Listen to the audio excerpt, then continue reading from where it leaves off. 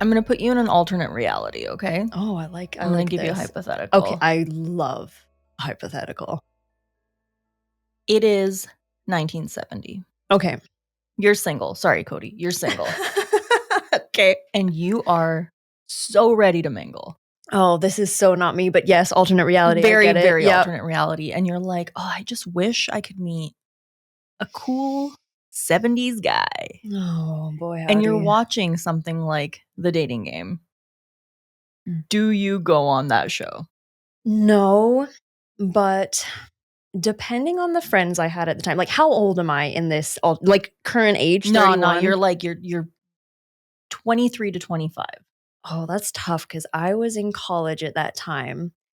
You know what? I was going out with my friends a little bit and stuff, but I don't think any of them would have I would never personally sign up for something like that. Like I have a single friends currently that are like, oh, should I sign up to like Love is Blind Canada? Or like, should I do that? Like, let's just see, or, whatever. I could never see myself doing that. And my friends now wouldn't ever dare to sign me up without my consent kind of thing.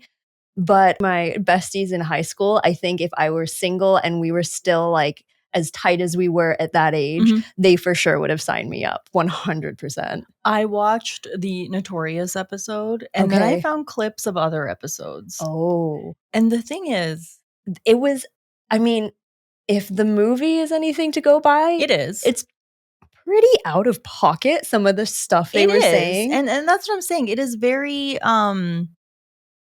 raunchy.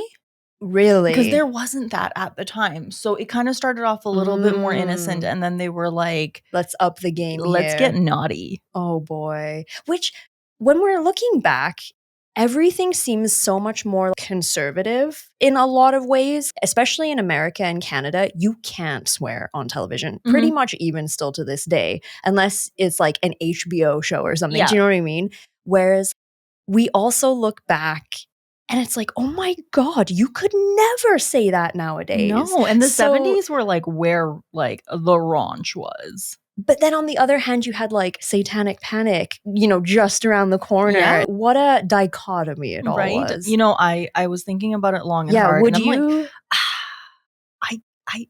Like, no. I can't imagine myself doing that because I just don't like strangers. That's the thing. Although the thing is too, we were both drama kids.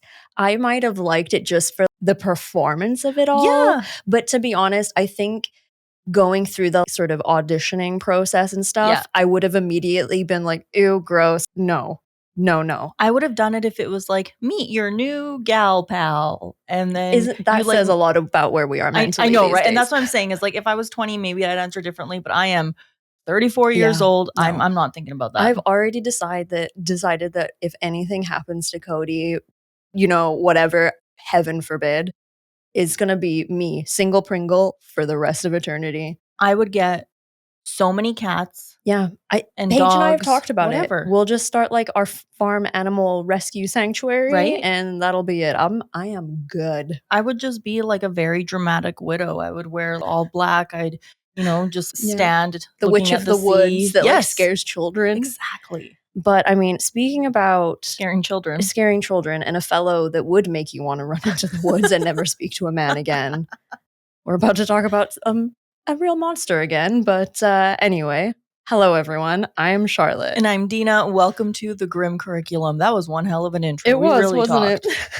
I just said to Cody today that I've been like yapping way too much lately. I got a lot to say. I get it. I mean, anyway, I know last week's episode probably left all of us, I know it left me feeling pretty freaking ragey. Oh, absolutely. Rodney Alcala was an absolute monster. There is no doubt about that. So far in this horrendous tale, he has been responsible for what we believe are the deaths of 6 women. The horrifying thing is that there could have been many more during that time. And he's managed to get away with it again and again. Today, we're picking up right where we left off with Rodney Alcala's now infamous appearance on The Dating Game.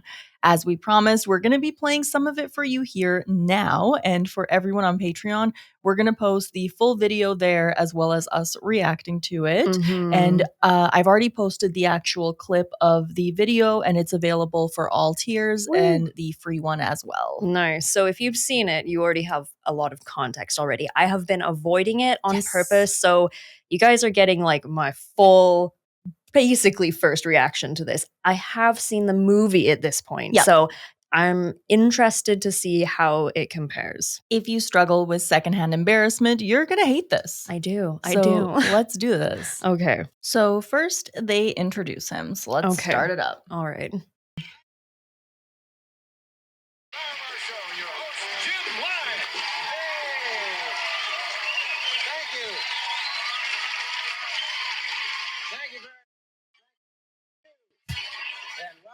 Dating game, and we'll get right underway. It's time to meet our first three eligible bachelors for game number one, and here they are. Oh my God, the music. Good luck, gentlemen. Bachelor number one is a successful photographer who got his start when his father found him in the dark room at the age of 13, fully developed. Like, that is out Between of pocket. takes, he might find him skydiving or motorcycling. Please welcome Rodney Alcala. Rod, welcome. Rodney Alcala. Alcala. But oh my God, like so out of pocket right off the bat. And I, like you say, I thought the dating game was a little more innocent. So did I. Until obviously I've had the revelation of finding out not the case. It is so raunchy that I'm just like, this was allowed? But I guess they needed to be sensational. Absolutely. I do like the, what is it, skydiving and dirt biking comment or something? Right? Which I never, in my research, found anything about him fucking skydiving. I'll say that right now. Yeah. I guess he was in the army, but he was a clerk. He so didn't like, do that in the army. No, that's bullshit. Rodney be lying. You liar. And it's time to meet our young lady for game number one, and here she is. Here is a young lady with a wealth of experience. She once earned a living massaging feet, but she quit when her boss suggested that she work her way up. Then she taught school in Phoenix, Arizona, and now she's here to educate our three bachelors in the art of amour. Welcome, if you will, sensational Cheryl Bradshaw. She looks terrified. Hello, Cheryl. Well, that is in the movie too. Don't sit down yet. Just a minute.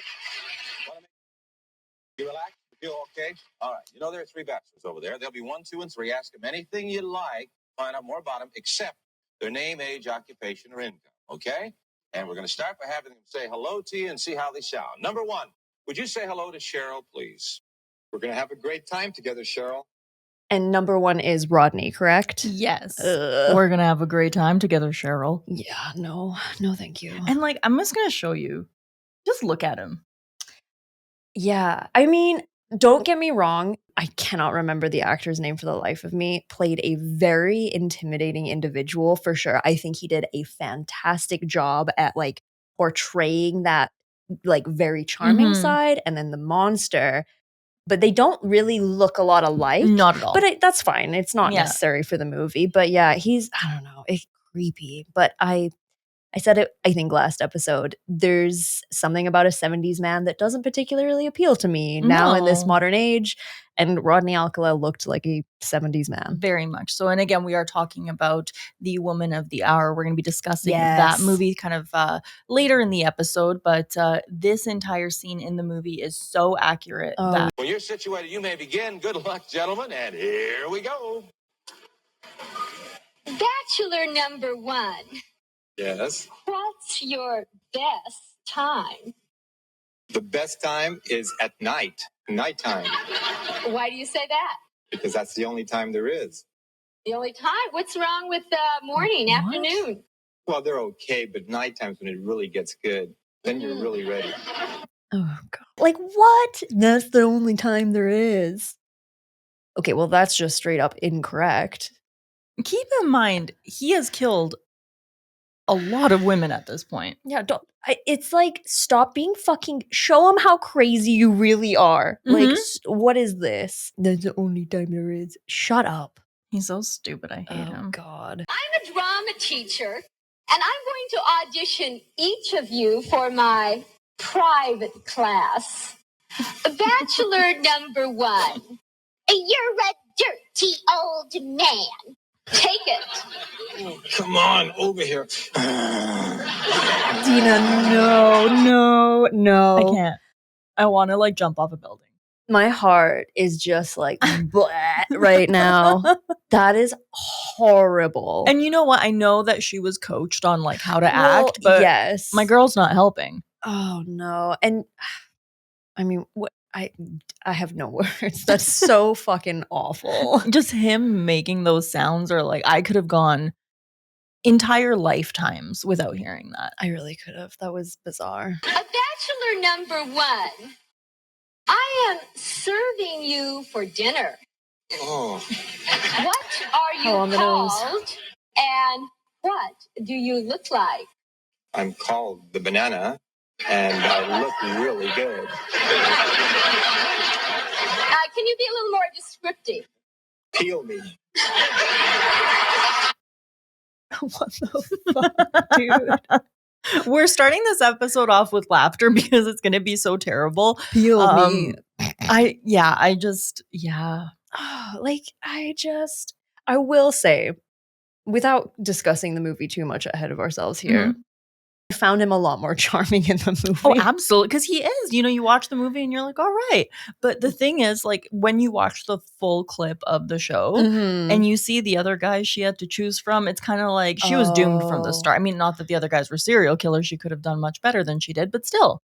I guess, right? Like, it's like, oh, out of the 3 choices, you were the best option. I mean, in the end, I think we mentioned this last episode too. She never does actually go on the date with him, correct? She does not. Good for her. Welcome back to the dating game. And Cheryl, we have reached the moment of truth, as we call it. You've heard from the bachelors. You got some great dramatic presentations, some good answers. But now I'm going to ask you a question. Will that date be bachelor number 1, bachelor number 2, or bachelor number 3? Who gets the date?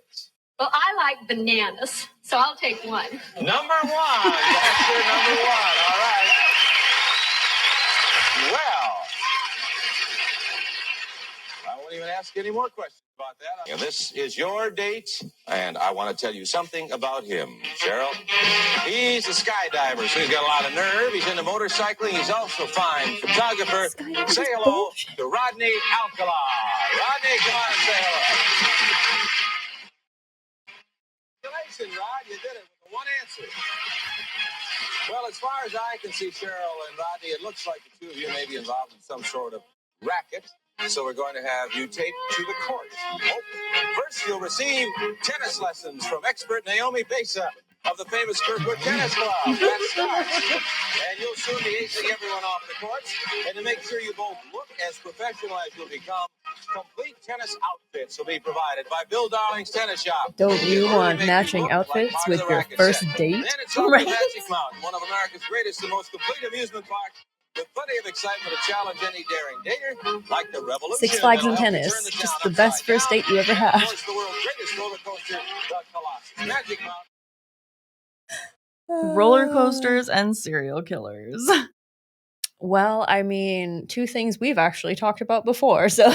Right?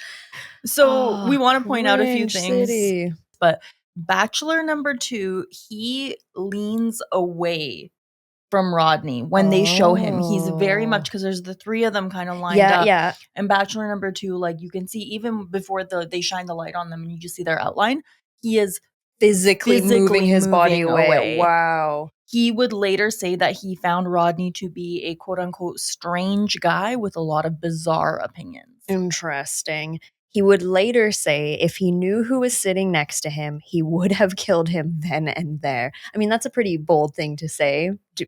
I believe that he had the intention of, but like, would he have actually? Right. I would have gotten him right then. Yeah, sure. And fun fact, a lot of the contestants on the show were aspiring actors. Okay. Jed Mills went on to play a small role on Seinfeld, so bachelor number 3. God. And he was also on an episode of Alf. I'm going to have to tell Cody and Shane because they love both those shows. There you go. They're not shows I really grew up with, but they quote them all the time.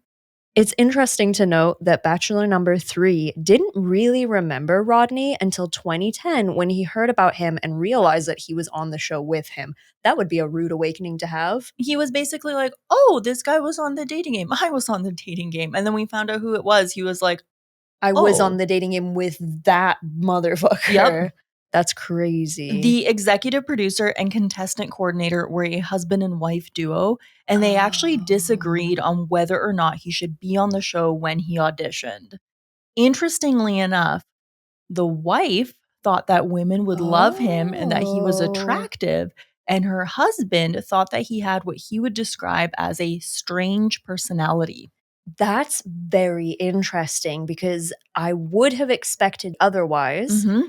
But this is Rodney we're talking about, and he was very good at charming people and especially women. Absolutely. At the time, the technology didn't exist to do proper background checks, and they somehow managed to miss that not only had he been on the FBI Most Wanted list, but that he was literally right then and there a convicted sex offender. The day after Cheryl Bradshaw picked Rodney, she called the contestant coordinator and told her, I can't go out with this guy. There's weird vibes that are coming off of him. He's very strange. I am not comfortable. They offered her like a chaperone, basically. They were like, if you're uncomfortable, do you want to just like go and like have someone with you guys? And she's like, no. Whoa. The crazy thing for me, and that's saying something because all of this is baffling, is at this point, he's been incarcerated more than once. Oh, yeah. And this isn't the case of someone appearing on a public platform before everything. This is in the full-blown mess of all of it. And something I've been thinking about, you kind of alluded to this, but I want to know what you think. If she had gone on the date, him appearing with her on such a public platform, do you think she was at risk? Absolutely. And I will tell you exactly why I think that. I don't think he gave a shit. We talked about last week how he didn't care about how famous or how lowly that society might deem any of his victims. Like a lot of serial killers, they go for the quote unquote less dead, the vulnerable people, sex workers, homeless women, things like that. Rodney didn't care one way or the other. He was what would you call it? An equal opportunity serial killer, right? And so to me, especially in those days, especially with all the other serial killers operating in and around it at the same time, I think if he had gone on the date and murdered Cheryl, as I really think he would have, I don't think he would have cared. And to be honest, the way the investigation has gone so far, my hopes for her case to be taken seriously or her missing persons case to be taken seriously is pretty low. Yeah. I don't think he cared. I think he would have tried to kill her. The one thing I wish I could have found more information on, and if anyone knows this, please email us, what led him to auditioning for this show? Because again, this isn't like he stumbled onto the set. He auditioned, he was chosen, and then he goes on this show and he's like, you know what? I know that I've like killed people and I'm going around and I'm sexually assaulting so many women, but why don't I just like go on national TV? Yeah, I also haven't really seen how he got to that point, right? It's all of a sudden he's just there. But I don't know if it's stupidity or absolute delusion or just the balls on this guy. Like, he didn't seem worried at all that he was broadcasting his face to millions of people. I have a theory about it because I really have thought about this, and I think that he is a textbook narcissist. We can agree on that. Yep, for sure. And I think at this point, he has served some time, but it's a joke. Yeah. Oh, yeah. So I think in his mind, he's like, I just keep getting away with it. I'm going to do whatever the hell I want. If I want to go on TV, I'm going to go on TV. Yeah. I think in a way it was almost a test to see what he could get away with, right? Because at this point, like you said, he literally convinced his parole officer at one point to allow him to travel throughout the United States. You're not supposed to leave the freaking state when you're on parole, my guys. Like, craziness. On February 14th, 1979, Rodney picked up a 15-year-old hitchhiker named Monique Hoyt in Riverside County. He told her that he needed someone to photograph for a contest and that if he won first place, she would get half of his prize money. He explained to her that his equipment was at his mother's house, so they went there. By some reports, she spent the night. The following day, he took her to a secluded area in the mountains where he took photos of her with no pants on. At one point, he asked her to pose with her shirt pulled above her head. When she did, he hit her over the head with a rock. She blacked out for a bit, and when she woke up, she decided that playing dead would be the best way to keep herself alive. Rodney then began to sexually assault her. At first, she did her best not to move or make a sound, but she couldn't take it anymore and began to fight him off. When she started to scream, he stuffed her shirt into her mouth and choked her until she passed out again. When she woke up this time, her hands and legs had been tied together, and this time Monique noticed that Rodney was acting differently. He was no longer aggressive. He appeared sad and began crying loudly. Monique, who once again was only 15, made a decision that would ultimately save her life. She told him everything was okay and that they didn't have to tell anyone what happened. She then suggested that they go back to his mom's house and have a talk. Okay, can we just stop and talk about this for a second? Yeah. She is 15 years old. She has just been through hell. Yeah. A woman's, never mind a girl's, living nightmare. And in that moment, after suffering all of this, she manages to pull herself together and be like, okay, this is what I am going to have to do to survive now. And to convince him that was okay. And her self-control and the ability to comfort him. Because she is saying, it's okay, don't worry. No, this is what we wanted. It's okay. Yeah, it's like, oh, no, I'm embarrassed. So can we not talk about this, please? Yeah. I don't want to bring it up. I don't want to get in trouble. It's okay. It's fine. I don't think I would have it in me. I really don't. We talked about this last week.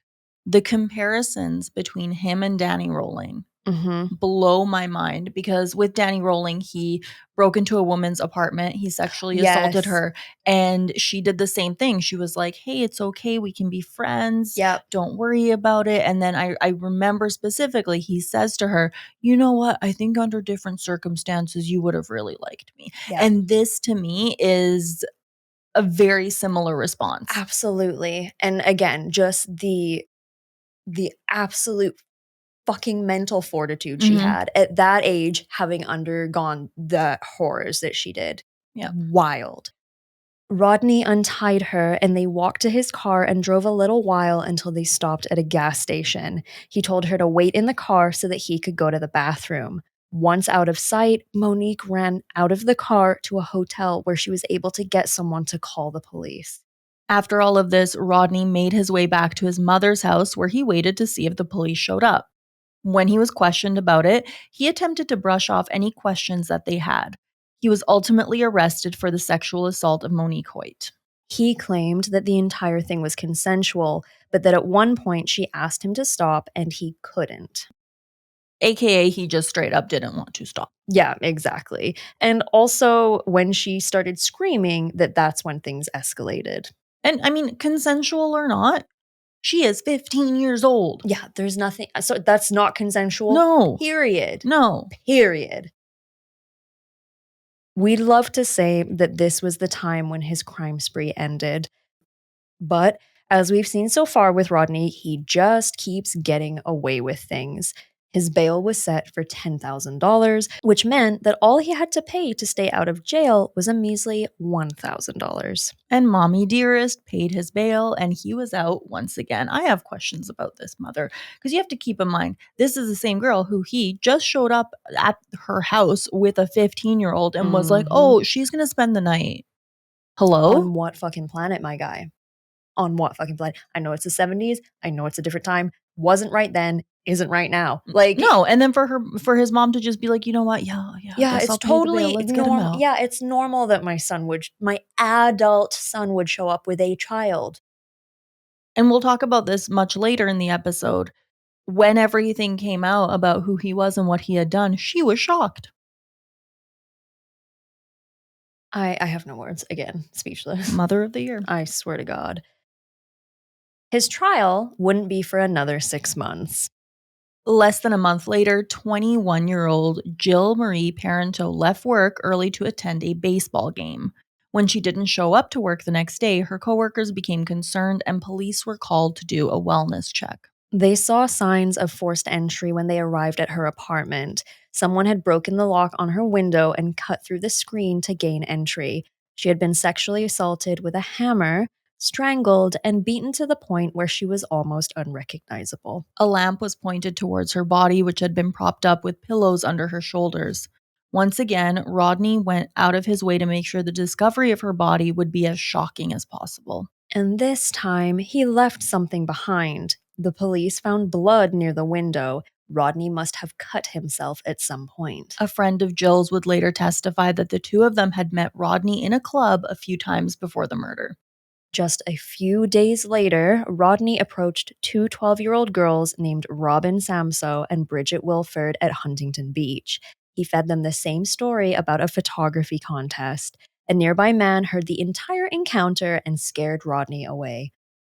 Oof. And here's the thing.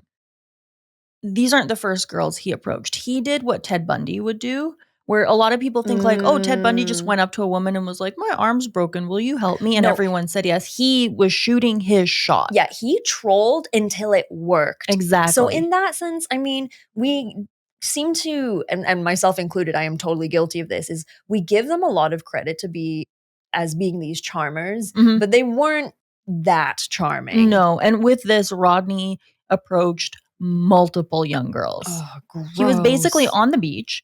He is with his, poofy hair. Yeah. He's in like bell bottoms and a full jacket. Fucking big ass collar. Yeah, exactly. And people are like, who is this guy? Yeah, walking up to girls. Ew. After all of this, Bridget let Robin borrow her bicycle so she could ride to her ballet class. At some point, Rodney found her again. A forestry worker named Dana Crappa witnessed all of this. She saw Rodney's car parked and she made note of it. Shout out to the fucking forestry service because they seem to be doing a lot more than the rest of law enforcement are. It was a forest ranger that caught him in the first place for smoking pot in the trees, and then another forestry worker got him this time. She didn't quite go as far as I wish she did, because what happened was she saw the car and she was like, I have that car. Noted. Oh. But she also saw a man leading a young girl away from that vehicle. She did not report this. Okay, I spoke too soon. He looked through her, is what she would say later, like she wasn't even there.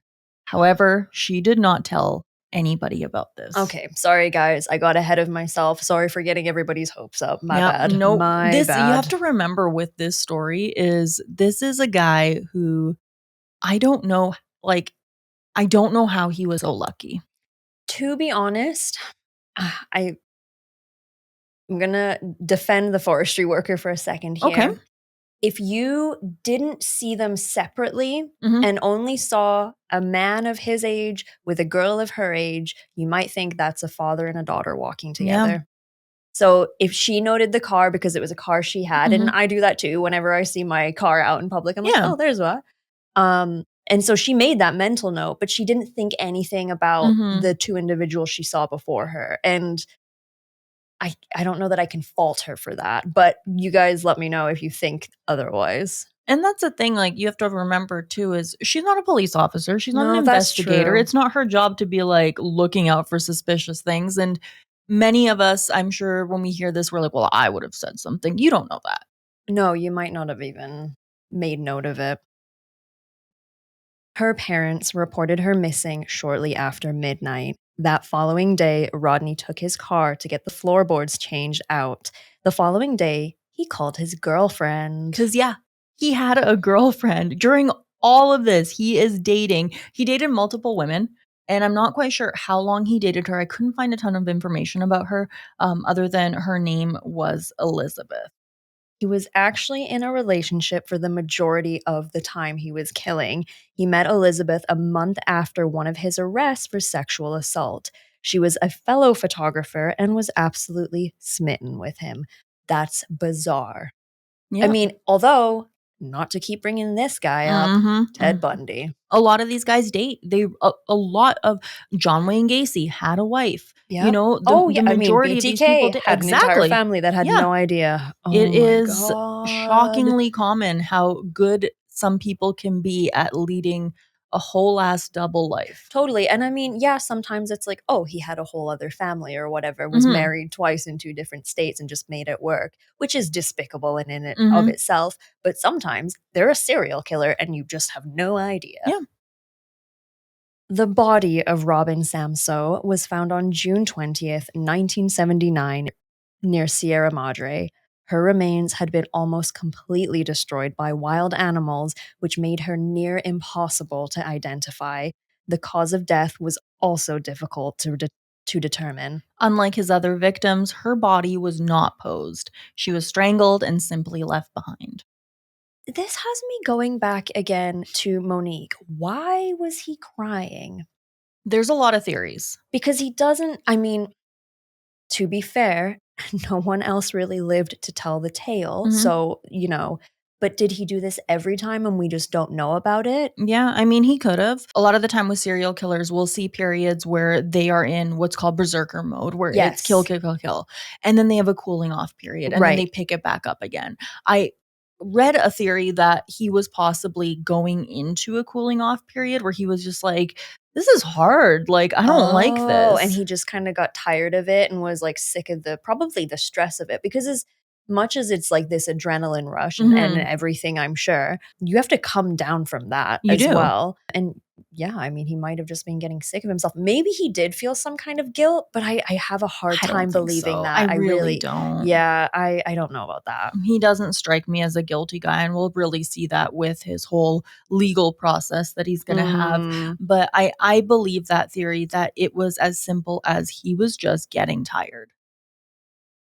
Yeesh. And also, I think that when she told him that she wouldn't tell, he is so delusional that in his mind, he was like, you know what? She really does like me. She's not going to tell anybody. Absolutely. He's probably like, yeah, I'm so charming that she's not going to, because yeah, she wouldn't want to do that to me. Yeah, and if she does, I'll just get away with it again because that's what keeps happening. Exactly.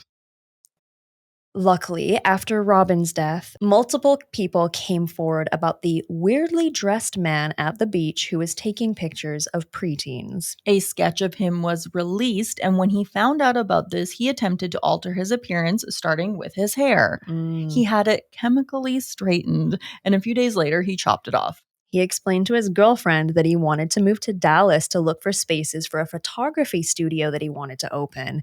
Instead, he made his way to Seattle, where he rented his now infamous storage locker. I like that he's like, yeah, Dallas, I'm going to go to Seattle. Complete opposite ends of the country. The storage locker is where a lot of his photographs and trophies would be found. He developed a habit of taking earrings from his victims. When the earrings in his storage locker were all counted, the number was in the thousands. So that is where the theory that his possible victim count could be in the triple digits. Yes. They did not find triple digit women that were associated with him. So like there's a lot of missing women out there that did not get their story told. No. You can still find a large number of the photographs online. We'll talk about them more in a little bit. They're still trying to identify everyone that he took pictures of. Yes. But some they will not release. That's right. Some of them, they were just like, this shouldn't be seen by the public. I found a website where you can see these photos. Okay. And it gave me goosebumps because you're looking at these very seemingly normal pictures of young girls. The ones that they did show to the public with the idea of maybe helping to identify some of these people were some of the more or less explicit ones, and it was the obviously more explicit and ones and sexual in nature that they did not show to the public. They weren't really there was maybe one where I was like, that's a little bit suggestive, but they're just girls that are smiling. Oh God. I think, maybe some of them moved on with their lives. Yeah. And that was just a one-time thing. They just met this guy, but you don't know how many of them were victimized by him, but deep down, a part of you is just fully aware that it was a lot of them. And there were a lot. Like he had, to quote some very political sayings, binders of women, like thousands of photographs, you guys. On his way back from Seattle, Rodney decided to go visit his mother once again. The police arrested him in the middle of the night and charged him with the murder of Robin Samso. His mother and stepfather were completely shocked when their beloved son was arrested, but that must have been nothing compared to what they felt when police searched his bedroom. They found multiple magazines called Young and Naked, handcuffs, ropes, over 1,000 photos, pink underwear, and oddly enough, a black wig. I don't even want to know. I don't want to know. I think he got it after he cut off his hair. Okay, that's slightly more innocent because you hear like pink panties and a black wig, and I'm like, Yeah. I don't want to know what Buffalo Bill shit you're doing in front of your mirror, my guy. No, I think he honestly just like had to cut off his hair and he was like, I miss my hair. I'm going to buy a wig. That's bizarre. While Rodney was in jail, he called his sister and asked her to clean out his storage locker. The police were listening in on this call and found this suspicious and went to investigate. This would surprise Rodney later because he thought he was being sneaky by speaking Spanish. Okay, is he not in like either California or Texas at this time? Mm-hmm. He was like, no, if I speak another language, they'll never know what I'm saying. What a fucking ass. Along with the earrings, they found items that were linked to multiple victims, along with another 1,000 or so negatives. One of them was labeled Tolly rape. Tolly was 8 years fucking old. Yeah. God damn it. Rodney was charged with multiple crimes along with murder, kidnapping, and lewd acts with a child. It would take a total of 31 years for him to be finally fully sentenced for his crimes. You heard that right, friends. 31 years. The amount of fucking damage this man did. Mm-hmm. There's a part of the movie where Rodney and Amy, who is sort of Monique's character, are traveling in the car and they're just talking about life. And she asks him about oh, you must have an absent father kind of thing. And she goes, oh, isn't it funny how it only takes one person to fuck up your entire life? Yeah. And I thought, oh no, Mm-hmm. this man directly through the victims he murdered, and then somewhat, I would still call it pretty fucking direct, but indirectly, the people that then found them. Yeah. You fucked up so many lives. Oh my God. I hate this man. He's, again, I'm going to say he is now, obviously, with this movie coming out, more people know who he is. Yes. But I've often considered him one of the worst serial killers, but among the lesser known. Yes. But in my mind, he ranks up there with Ted Bundy and Danny Rolling. He has to. He's almost this absolutely awful combination of the two. He's certainly what you would classify as your 70s serial killer. Yeah. Like he checks those boxes. He does. He was sentenced for the murder of Robin Samso and was found guilty in May of 1980. He was sentenced to death, but in a ridiculous complication, the sentence was overturned in 1984 because the jurors had not been properly informed of his prior sex offenses. Those sentences don't make sense together. No, to me, that's like, okay, well, kill him twice. That just solidifies the fact to me that, yep, we've probably made the right decision here. He played a lot of legal games where he's like, well, technically, if the jury is not made aware of all of the information, then this doesn't count. And they were like, well, kind of right. Making me so mad. Mm-hmm. In May of 1986, a second trial was completed and he was found guilty once again. So nice try, but, second time is as good as the first. Despite all of this, he filed an appeal, and in 2001, his conviction was overturned. Third time's a charm, I guess, Rodney. In 2003, his semen was matched at the murder scenes of Jill Barcombe and Georgia Wixted. Shortly after, he was linked to the death of Jill Parento. The similarities of the crime scenes were unmistakable. During his time in prison, Rodney became a royal pain in the ass. I bet he did. He wrote a book proclaiming his innocence. Go figure. And attempted to sue the penal system for a slip and fall, as well as for failing to provide him with a low-fat diet. What a fucking Karen, too. Just, shut up and rot away. Right? Asshole. Just go. Be gone. Be gone. His third trial was held in 2010. Rodney did what many narcissistic serial killers do and acted as his own attorney. He would speak in the third person, and when speaking as his attorney, he would use a deep voice. As the judge presiding over this, how do you're like, no, this is a farce. You are clearly delusional and mentally ill. We're not doing this. And have you seen pictures of what he looked like during this time? Oh, yeah, absolutely. He looks crazy. Absolutely mental. He looks like the troll that lives under the bridge. 100% he does. And he essentially said that he didn't deny necessarily what he did, but he said he couldn't remember it. So he's like, well, I don't remember killing all of these people. And he also played a song called Alice's Restaurant Massacre as a part of his closing statement, which it's essentially it's like a song, but it's like a long story about someone who is talking to their psychiatrist about how badly they want to kill people and how they justify it. I don't think that's going to do you any favors, my guy. He's crazy. In March of 2010, he was sentenced to death for a third time, and sadly, his sentence was never carried out. He died at the age of 77 on July 24th, 2021, from a heart attack. Which was so recently.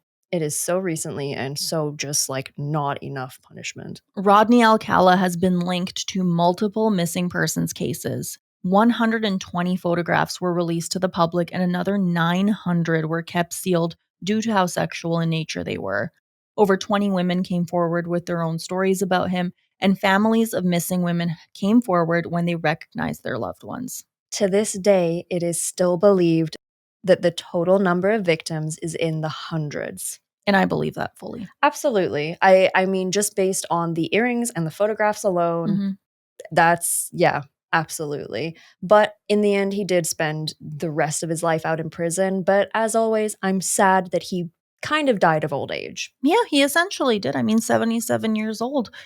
He was able to live a long, long life. And that is something that he took away from many people. I would have been much more satisfied with the ending of this case if he had been caught after the first one and thrown in prison for the rest of his life and died of old age. Yes. But he would have died in fucking complete obscurity. So, but in the end, I suppose, according to the legal system, he did receive justice, if you will. But goddamn, did it take too long. We talk about the death penalty a lot. And one thing I feel like I've said a million times is, do I believe in the death penalty? Not necessarily. However, I do think that it exists for a very specific type of person, and it is for someone like him. Although I really think the death penalty would have been not enough of a punishment, because this is someone who deserves to be eaten alive by ants. Yeah, absolutely. There's some medieval torture methods that I could think are appropriate for this person. Before we wrap up, I watched the movie. Great. I thought it was fantastic. Anna Kendrick, Woman of the Hour. I will never watch it again, but it was fantastic. I feel the same way. I thought it was so good, but once I saw it, I was like, we don't need to watch that again. Yep. I made some notes as I was watching the movie. So I thought we could just go through them then go back and forth. So I said, first scene in Wyoming. So I'm assuming that this is supposed to be Christine Ruth Thornton, who was tragically, I believe, 6 months pregnant when she was murdered by this asshole. The first scene, and guys, I don't know if this is spoilers per se, but if you haven't watched the movie yet and you want to make your own opinions, probably best to skip this part. Yes, we will have lots of spoilers here, but it's been out for a minute, so you know. Absolutely. And also, if you do watch it and you have thoughts, I want to hear them, so leave them where you need to leave them. So the first scene, he's holding the camera, and all I could think of was, ew, fingernails are ratchet. I always look at the fingernails. They were so gross, and I hated it. And it immediately, I mean, obviously, I know what we're going into. Yes. Immediately, I'm like, put off. I'm like, this is off-putting and do not like. My next thought was, girl, stop talking to him. Like, go. And then, so they have the scene where he's taking photographs and she's talking about some life problems she's having, and he's listening, and you can tell he's being so charming and being like, no, girl, like, just tell me, get it off your chest. Yeah. And she's like, oh my God, thank you so much. Like, this has been so good to talk about. And then as we see again multiple times, he has this like switch.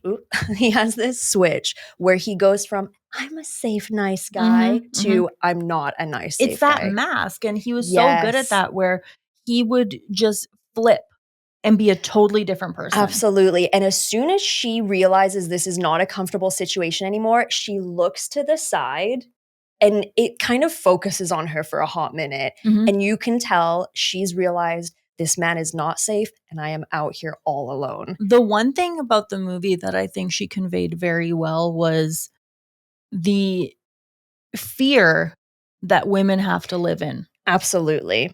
Then our next scene, we get introduced to Cheryl, who is played by Anna Kendrick, who is, I know, fantastic. You don't need to tell me. Also, I love Pete Holmes, who plays Terry, like the neighbor or whatever. But I put, I love Pete Holmes. He's going to disappoint me, isn't he? His character was, it was such a... We like giggled at him at first. Yeah, because you're like, oh, this guy's harmless. And then I'm like, no, he's not. This is the movie we're watching. Yep. In that first scene, going back to Wyoming again, when it's sort of about to kick off, if you will, Rodney reaches out and puts his hand on her throat and she like knocks him away. Yeah. And then he does it and it continues on.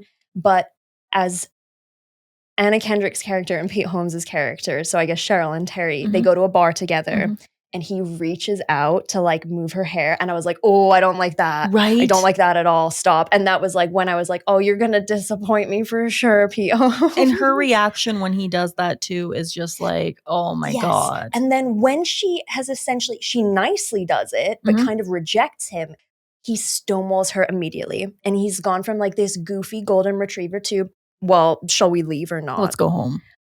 And unfortunately, because she's trying to be nice, she does go home with him. Yep. I said David Ozzavato, who is the actor that plays Rodney Alcala, does such a fantastic job of showing those two sides, the charmer and the monster. And the way, I don't know, the expressions on his face just switch. He was fantastic. Fantastic. Scary as fuck, but did a great job. One of the notes I made is every single man that Cheryl encounters before she even meets Rodney on the dating game is predatory. Not one of them that she comes across. Absolutely. And she comes across quite a few. We have Terry, and then we have the two sort of producers that she's auditioning for because she's an actress.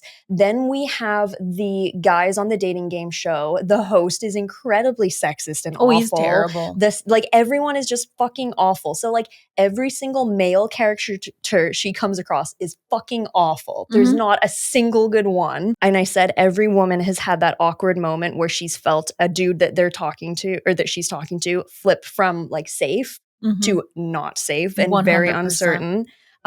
Loved the hairdresser and the makeup artist that were like hyping her up and like giving her good advice. But at one point, the makeup artist, she's like touching her up in between or whatever. And she says, you got to ask the question. And Anna Kendrick goes, oh, the question? What's the question? And the makeup artist goes, which one of you will hurt me the least? Yeah. And that's how women go through their fucking lives when it comes to men, unfortunately, is which one of you is going to hurt me the least? Because either you're going to be mean to me, you're going to break my heart, or you're going to kill me. Yeah. Like, awful. Which some of you listening might think, we're exaggerating this. But that is the harsh reality for women. Look at statistics. There is no doubt. You are most likely as a woman to be killed by a partner or someone you know. Yep. One of the most common causes of death for a pregnant woman is murder. Yep. By the partner. Like it's real. It's reality. And not everyone is aware of that. Yeah. It's terrifying just to exist. Cheryl picks him on the dating game. I'm not sure that this happened in real life. I'm sure it didn't. But he says, well, do you want to go for a drink now rather than waiting for our like date in wherever? Yes, that was one thing that did not happen. Okay. Yeah. They had a phone call. Got it. Yeah. But I thought the interactions they had up to that point, they're across from each other. And there's a point where he's talking to her about a she's like talking about something she's reading or a play she's reading or something. And you can tell that he hasn't heard or whatever, but he's faking it. Yep. And at that point, you see her kind of zone out and she's looking past him and he's still talking. And then a door slams and she snaps back and you realize she has checked out of the conversation and she's looking at the door. Yep. And as soon as she snaps back, he realizes that he's lost her because he thinks he's charming. But now like she's shown that, oh, I wasn't even really paying attention. And not only that, I'm looking at the exit. I'm looking to escape. Which now in his mind makes her the enemy. Exactly. And we talked about it. He hunted his victims. Very much so. Now it's become a game to him. And the chess game they play where she's like, oh, no, I'm good. I'm going to go home. And he's like, oh, because they're like, oh, the bar is closing. And he's like, are we going to take it further? And she's like, no, I don't think so. And then it's this back and forth of him trying to get her to go with him and her trying to be polite about it. Yep.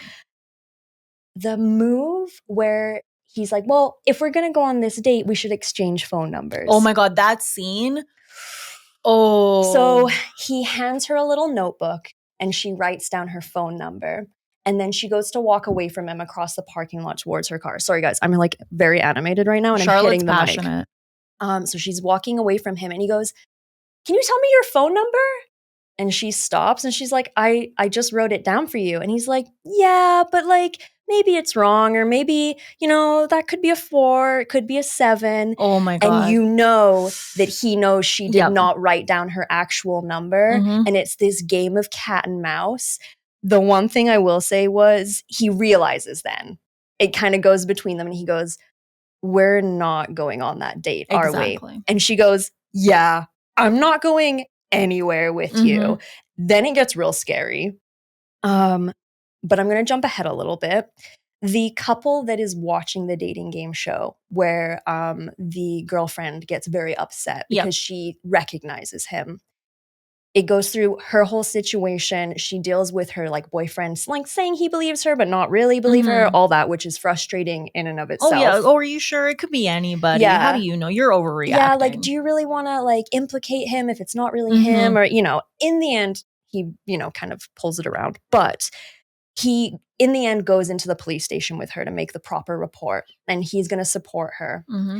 And the fucking detective or whatever does nothing, dismisses her. And the feminine rage when she screams in the police station, just do your fucking job. I felt that so deeply in my soul. And then someone's like, ma'am, can I help you? And she's like, yeah, it's fine. And it's like, no, it's not fucking fine. But what are you going to do?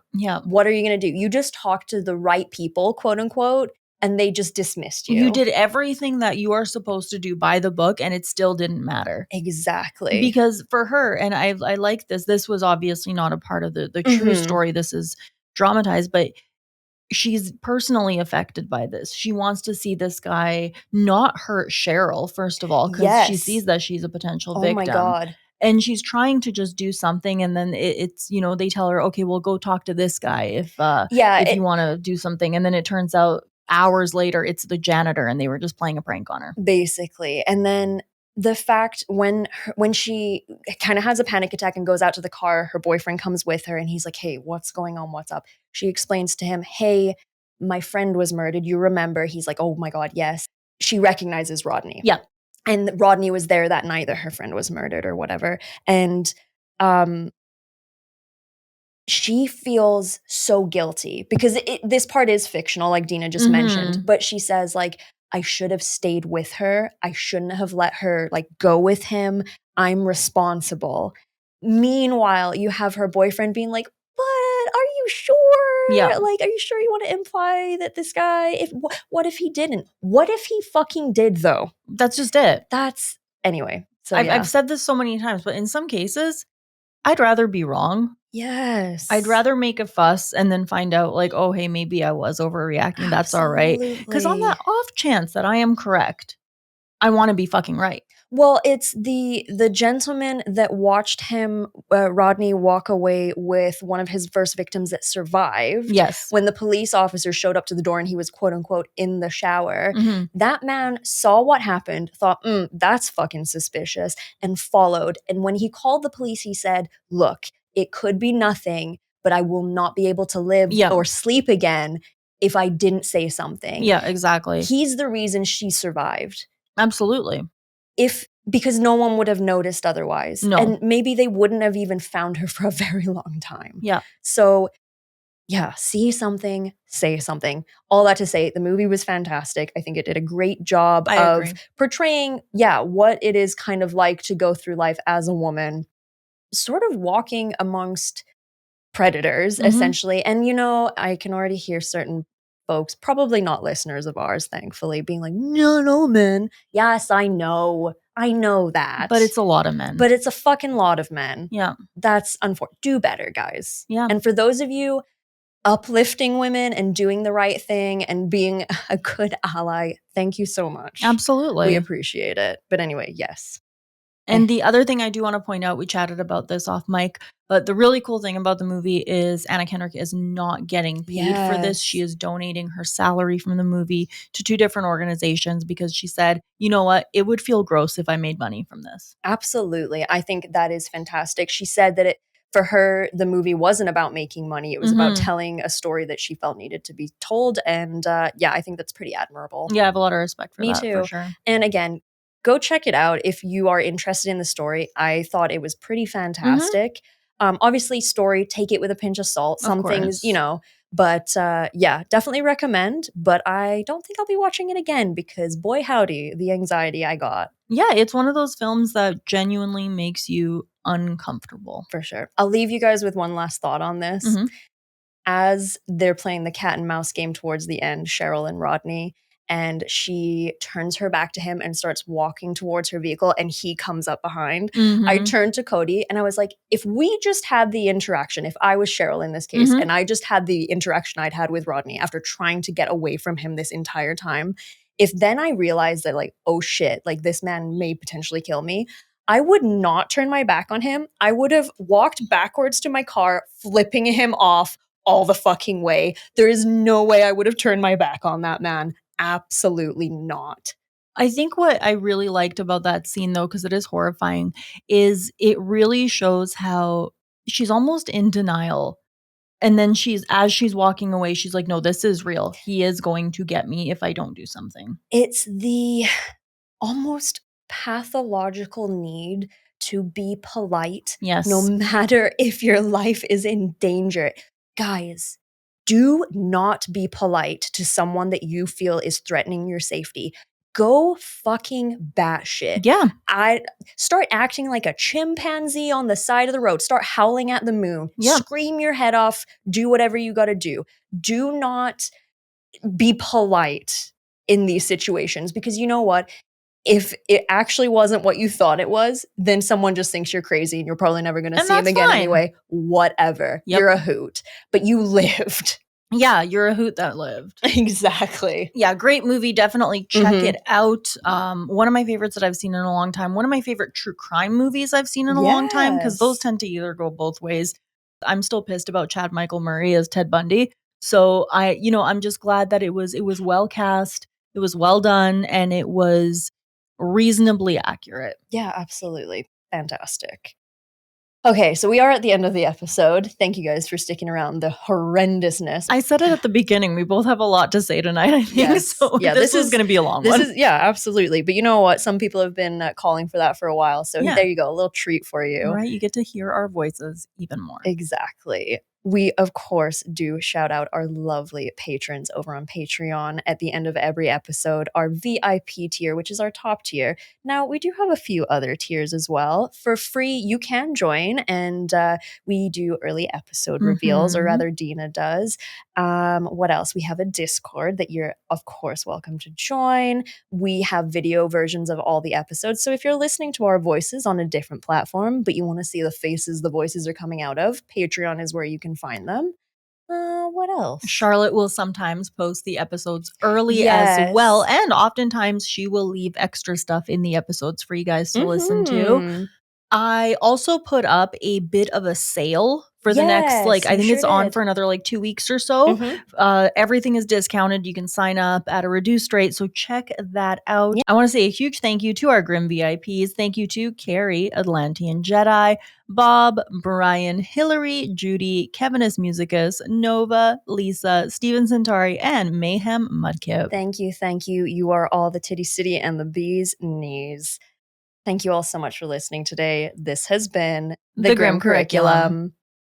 I've got an unsettling fact for you that comes from Australia. I mean, we're pretty unsettled today already, so go for it. There is a plant called the Gimpy Gimpy tree that has little hairs all over it, and they're small enough and are compared to hypodermic needles.